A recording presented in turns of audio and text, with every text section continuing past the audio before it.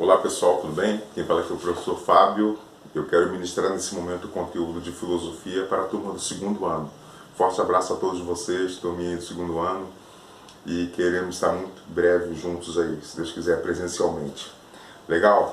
Então, eu quero falar um pouco nessa aula sobre uma mudança de chave, uma virada de chave, uma grande mudança, que até então nós estávamos estudando alguns objetos práticos da filosofia aí no segundo ano. E agora eu quero voltar para a gente conseguir dar um salto aí na interpretação filosófica e falando especificamente do conteúdo aí da transição da filosofia da Idade Média para a filosofia da Idade Moderna.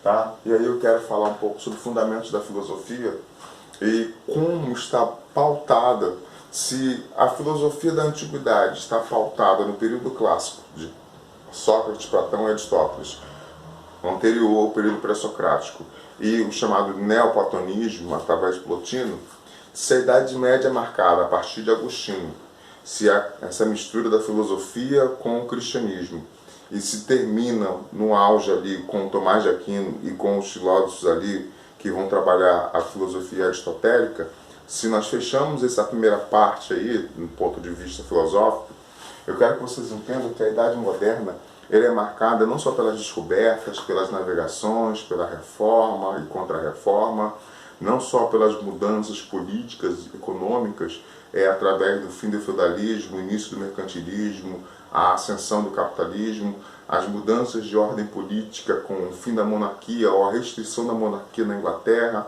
a mudança de monarquia para um sistema democrático como foi a Revolução Francesa, e, enfim, a ditadura da Revolução Francesa, podemos dizer assim, né? Imperialismo napoleônico e o retorno à monarquia, enfim, todo esse caldeirão aí que contempla século XVI, XVII e XVIII na Europa, onde nós marcamos isso como chamada Idade Moderna. Dentro do processo filosófico, tem uma galera que também trabalhando em cima disso, e grande parte desses eventos históricos que eu acabei de citar para vocês estão embutidos no pensamento desses caras aqui. Eu quero muito concentrar esse pensamento na Inglaterra, em especial a partir do século XVII, com o avanço tecnológico, com o avanço científico, com o avanço acadêmico e com as instalações e com a liberdade de se pensar. É interessante o seguinte, que a humanidade ela nunca parou de produzir conhecimento. Sempre haverá produção de conhecimento, sempre.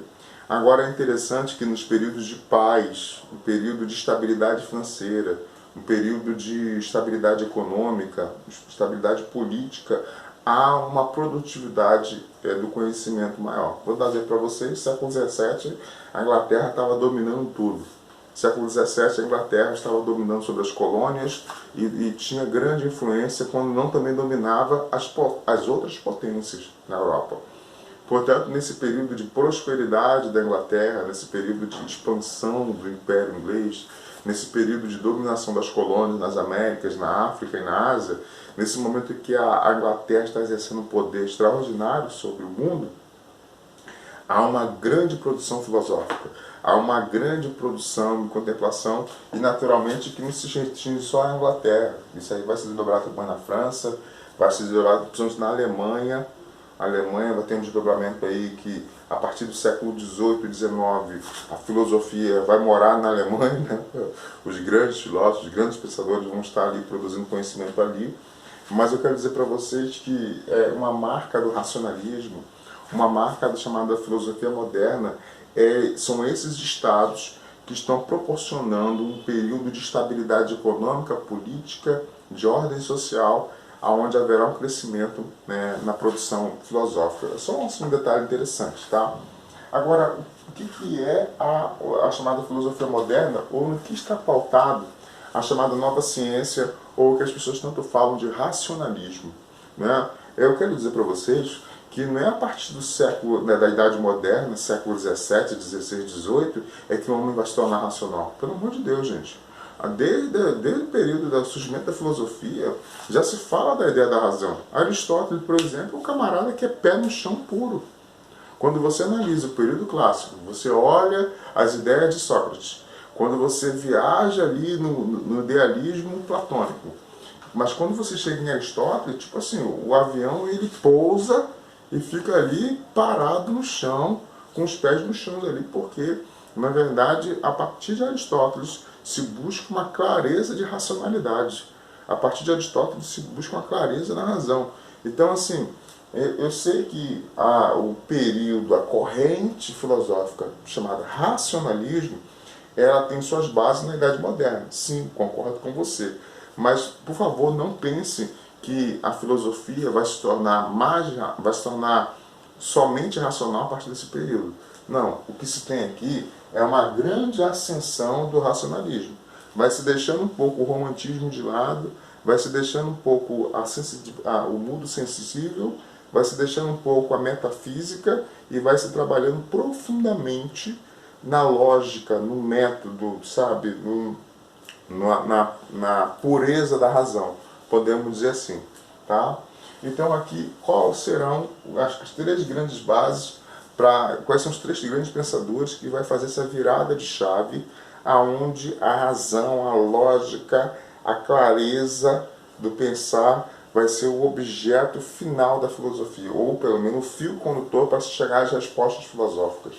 Vamos ter três camaradas aqui: Descartes, Spinoza e Pascal. Esses homens, eles serão responsáveis totalmente por direcionar a uma racionalidade, a se trabalhar com os métodos, a se perder, a não se esquecer dos conceitos filosóficos, mas o fio condutor, a base final, o objetivo final é trazer clareza ao objeto, é trazer uma racionalidade, uma função. Então não importa o que eu vou pesquisar, mas no final da minha pesquisa tem que haver clareza, tem que ter objetividade. Aí você, pô, Fábio, mas eles estão certos, não é correto? Sim, eles estão certos. E tanto é que, se hoje você tem uma ciência tão apurada como nós temos hoje, graças a esses camaradas aqui, entendeu? Então eles são, assim, os grandes responsáveis por toda essa ciência clara, essa ciência tão avançada, tão bem estruturada que nós temos hoje. Portanto, esses camaradas aqui não estão aqui perdendo tempo. Eles estão trazendo uma grande contribuição para a ciência. Concordo perfeitamente. O grande problema, pessoal, é que os filósofos eles têm um defeito muito grave. É que quando eu estou criando uma corrente filosófica, quando eu estou me aprofundando em determinada pesquisa, quando eu faço uma determinada abordagem, o grande problema dos filósofos é que eles eram ególatras. Sabe o que significa ser ególatra? Idolatrar a si mesmo, achando que só eu estou certo. Só eu estou certo e vocês aí, turminha aí, vocês do segundo ano, vocês estão todo mundo errado, tá? Só eu que penso certo. É só a minha maneira de pensar, a minha maneira de raciocinar, o meu método que está correto. O de vocês está tudo errado. Pessoal, exatamente. Essa era a causa, era o grande defeito dos filósofos. É quando eles construíam uma corrente, quando eles construíam um método, achavam que somente o método deles, somente a corrente deles, somente aquela forma de ver o mundo era correta. Quando, na verdade, quando você olha para a história da filosofia, desde os pré-socráticos até agora a filosofia contemporânea, você percebe que o universo filosófico ele se torna um universo por justamente ter a contribuição de todos. E cabe a nós, dentro da filosofia, nós nos aprofundarmos em todos os métodos, conhecermos as correntes filosóficas, as abordagens. Por quê? Porque no final quem ganha? Eu ganho. Porque eu não fico preso, embora você vai acabar se identificando com a corrente filosófica. Sempre, sempre. Não importa. Sempre você vai se identificar com uma corrente filosófica. Mas quanto mais você conhece, quanto mais se expande o teu conhecimento, maior é a sua capacidade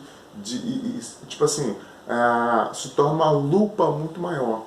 A sua capacidade de enxergar o que os outros não enxergam, a forma de você analisar o mundo, contemplar a vida, a forma de você viver e o estilo de vida que você adquire, o engajamento social, pessoal e o engajamento espiritual que você tem é algo infinitamente maior do que uma pessoa que está presa somente a uma forma de pensar, a uma forma de agir. Quando você expande o seu conhecimento, você aprende a respeitar o pensamento do outro, você aprende a respeitar a abordagem do outro e você cresce. Você cresce porque você consegue, é como se você estivesse no alto da montanha e conseguisse contemplar toda a cidade. Todas as partes da cidade, todas as ruas, todos os corredores, sabe? As casas maiores, as casas menores, os palacetes, as mansões, as casas mais humildes, as casas mais simples, enfim, é do alto da montanha você consegue contemplar a cidade. Quanto mais você cresce, quanto maior a abordagem, quanto mais você se permite abrir o leque de possibilidades, maior será a sua capacidade de leitura sobre a situação. Entenderam? Então, quais são as contribuições da nova ciência do racionalismo? Um novo centro para o homem e para o mundo. Um novo método para alcançar o conhecimento, que representa o real. Então, qual é a base do racionalismo, ou o que é ser racional?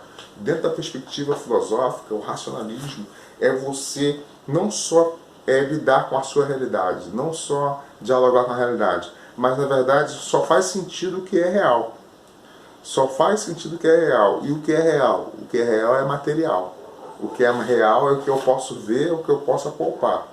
A ideia de acreditar ou de especular aquilo que eu não vejo, aquilo que eu não sinto, aquilo que eu não percebo, aquilo que não é claro, é perca de tempo para o racionalismo. Entenderam aí? Então o racionalismo foi uma linha muito importante para o crescimento e o avanço tecnológico, para o crescimento da humanidade. Agora, o racionalismo perdeu muito, porque ele esqueceu, porque ele desprezou o outro lado da filosofia. Se dentro do racionalismo a ideia é você interagir com a realidade só pode ser aquilo que é matéria, aquilo que eu vejo, eu alcanço, que eu toco, que eu sinto.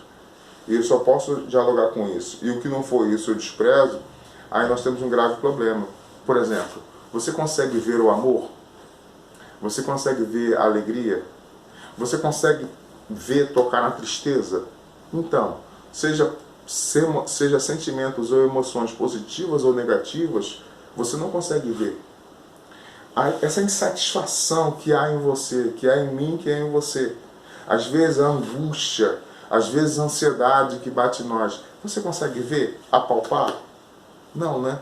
Então dentro do campo da filosofia, existem situações, existem experiências e existem momentos que nós vivenciamos que não são palpáveis, mas sim sensitíveis, mas sim transcendentais. Por exemplo, quem sabe, ninguém consegue medir a dor de uma pessoa que está em depressão.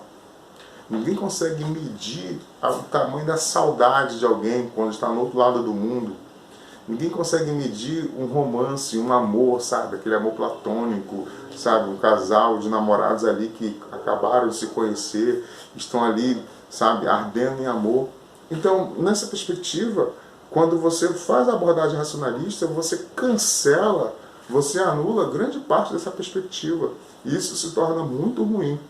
Portanto, o racionalismo foi uma corrente maravilhosa que nos levou a uma ciência muito bem elaborada como nós temos hoje. Agora, em contrapartida, durante esse período do racionalismo, você tem aí uma total ausência do sensitivo, da sensibilidade, do mundo sensível que Platão falava, né? Dos idealistas. E para reagir a esse processo, para reagir a esses pensadores aqui, surgiu o romantismo, que é o tema que vamos tratar no próximo vídeo, tá bom? Mas enfim, para você entender aqui, é que dentro da perspectiva dos filósofos da chamada nova ciência, ou do racionalismo, eles vão trabalhar a ideia da interação com a realidade. Só é realidade aquilo que eu consigo contemplar, aquilo que eu consigo sentir, aquilo que eu consigo perceber. O que não for isso, eu anulo, porque não se torna importante. Essa é a ideia do racionalismo. Então, por exemplo, a concepção de Descartes sobre Deus, né? Ele acredita na existência de eles são, por exemplo, antes, na Idade Média, essa Idade Média foi marcada por filósofos, padres, monges, por religiosos. Havia uma mistura entre religião e filosofia, entre cristianismo e filosofia. Uma marca da Idade Moderna é o chamado deísmo. Deísmo é o seguinte: esses primeiros filósofos, eles, para não dizer que são ateus, né, eles até vão dizer que, olha, existe um ser superior, um ser supremo. Essa corrente eles chamam de deístas, eles se tornam deístas. Olha, existe um ser superior e existe um ser supremo. Mas em contrapartida, tudo aquilo que ocorre aqui, todo o processo que ocorre aqui é de maneira natural e de interferência humana. Seria basicamente aí a ideia do deísmo. Fechado, pessoal? E esses camaradas aqui, eles vão trazer uma grande contribuição para o fundamento.